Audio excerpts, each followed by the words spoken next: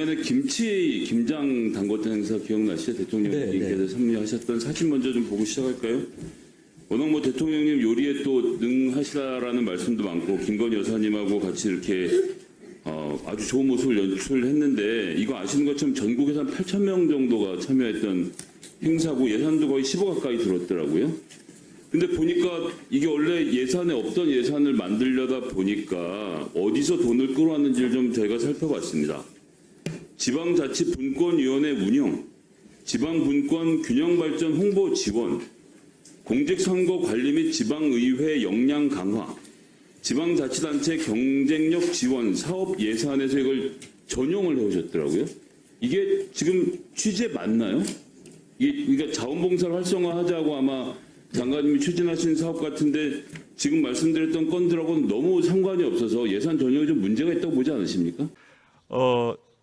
그다음 보훈부 장관님, 뭐 여러분이 좀 말씀하셨습니다만은 네. 그 베트남 참전용사 유족 확대하는 문제, 이 부분이 상당히 어려운 점이 있는 거로는 알고 있습니다만은 그 좀 우리가 저는 뭐 세대가 좀 많이 떨어집니다만은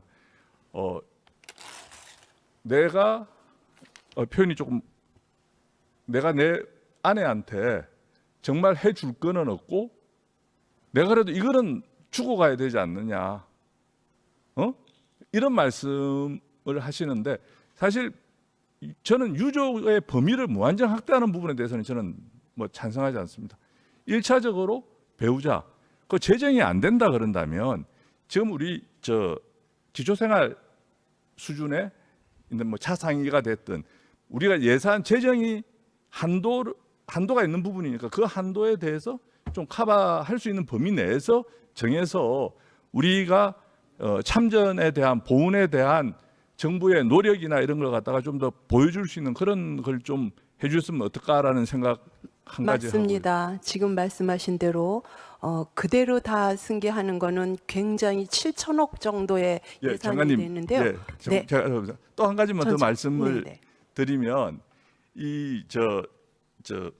또 한 가지 더 말씀을 드리면 지금 지방자치단체에 따라서 차이가 있지 않습니까? 맞습니다. 이 부분도 정말 우리 중앙정부 차원에서 정말 문제를 해결해야지. 네. 이 전국 단위 단체들이다 보니까 이분들이 만나서 이게 맞습니다. 지방 같은 경우에는 절에 의해서 그것을 유연하게 하는데 중앙정부에서는 국가유공자법에 의해서 저희가 이것을 집행하다 보니까 이게 전체적인 예산에 영향을 많이 받습니다. 그런데 아까 제가 말씀드린 대로 굉장히 힘들어서 모두의 보훈기금법 시행령을 바꿨다는 말씀을 드립니다. 전 국민이 함께 하도록 노력하겠습니다. 여야 의원 할 것 없이 우리 보훈 가족에 대한 예우를 다 잘하자, 뭐 이런 말씀을 계속 하시니까 정부 측에서도 심도 있게 검토해 주시기 바랍니다. 국감에서 보여드렸던 자료고요. 네. 저 부분은 지금 맨 오른쪽 아래 김형숙 한양대 공대 교수입니다. 언론에 좀 나왔었죠. 네, 저분의 전공은 무용이에요. 무용이요. 네.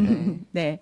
그리고 초거대 AI 어쩌고 저쩌고 하는 사업을 수주를 아주 큰 예산을 받게 됩니다. 아하. 근데 저분이 누가 저분을 한양대에다 갖다 꽂았냐면은 네. 옆에 왼쪽 아래에 있는 김창경 한양대 교수입니다. 네. 왜 제가 꽂았다라는 표현을 하냐면은 저 김형숙 교수를 이제는 채용을 할 때 두 분의 교수님이 심사 안 하겠다 거부를 하셨어요. 네. 그랬더니 그 팀을 바꿔서라도 저분을 무용과 교수였던 분을 네. 공대 교수로 모십니다. 모형과인데 공대 교수요? 데이터 사이언스 학과로 데이터 사이언스. 모십니다. 네. 그런데 이제 여기까지만 보면 그냥 무슨 채용 비리네. 라고 하겠죠. 네. 근데 조금만 거슬러 올라오면은 저기 왼쪽에 계신 분은 윤석열 대통령과 그 부친 관계부터 시작해서 40년 지기이고요. 어마어마하게 그 MB 정부부터 시작해서 과학기술 예산 관련돼서 많은 일들을 해오신 분이에요. 정부가 내년도 연구개발 R&D 예산으로 24조 8천억 원을 편성했습니다. 이 예산이 비효율적이란 윤석열 대통령의 지적에 올해 예산을 대폭 삭감했는데 과학계의 반발이 계속되자 1년 만에 지난해 수준으로 복구한 겁니다. 강희연 기자입니다.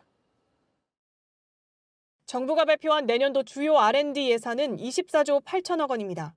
올해 예산 21조 9천억 원보다 13.2% 증가한 역대 최대 규모입니다.